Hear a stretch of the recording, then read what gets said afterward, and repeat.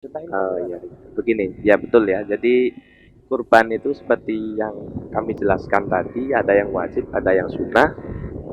Perbedaannya secara hukum jelas tadi bahwa kalau wajib bagi pihak yang berkurban itu tidak diperbolehkan mengambil sedikit pun.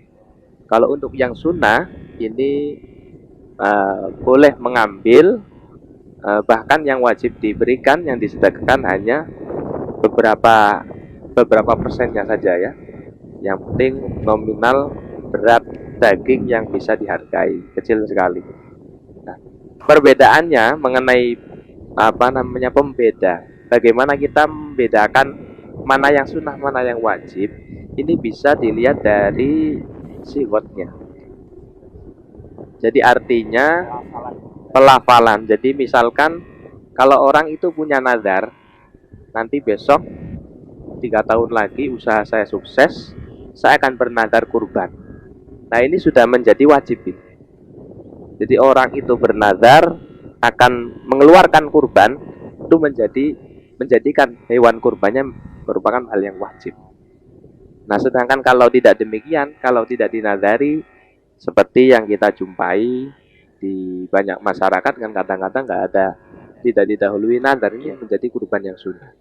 Dan mengenai dampak hukumnya yang seperti tadi ada perbedaannya. Oke, berarti kurban wajib ini mengarahnya hanya pada permasalahan nazar saja berarti. Iya, iya. Coba cuma tak saya tambahkan sedikit ya.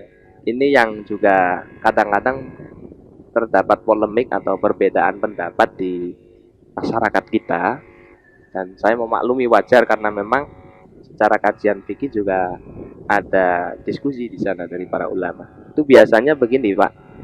Ada misalkan ketika tidak ada nazar, tidak ada sigot nazar, kemudian saat membeli binatang atau hewan kurbannya, kemudian ditanya ini buat apa kambingnya, ini buat kurban.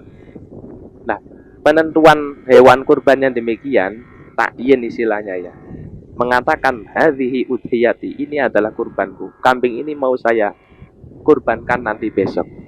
Lah ini apakah menjadi wajib? Nah ulama berbeda pendapat di sini. Ada yang mengatakan itu akan menjadi wajib, hukumnya sama diposisikan sebagaimana kurban nazar.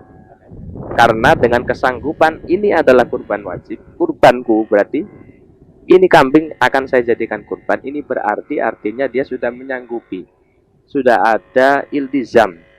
Iltizam itu kesanggupan untuk menjadikannya kurban. Nah, menurut pendapat ini, pendapat ulama ini, penentuan yang demikian itu sudah menjadikannya menjadi kurban wajib sebagaimana kurban nazar. Nah, akan tapi ini mungkin berat. Kalau kita memakai pendapat ini berat. Nah sekarang banyak sekali ya. Ya sudah pasti kalau orang itu mencerit apa memberitahu kan, lah ini kambing saya kurban. Lah ini bisa ditempuh dengan mengikuti pendapat kedua.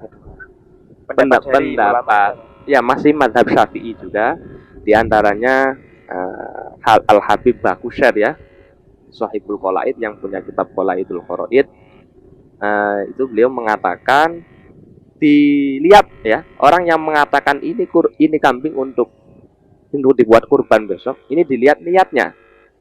Kalau dengan memberitahu, menghabarkan dia niat untuk kurban sunnah, tidak ada niat nazar, maka akan menjadi sunnah.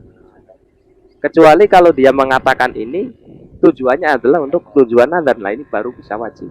Ditafsil gitu. Ditafsil, diperinci. Ini juga didukung oleh ulama setelahnya, kurun setelah Bagusir seperti As-Sayyid Umar Al-Basri dalam Hasyiah Tufahnya itu mengatakan dikembalikan kepada niatnya. Nah, kenyataannya tidak ada yang mayoritas ya, tidak ada yang niat nazar.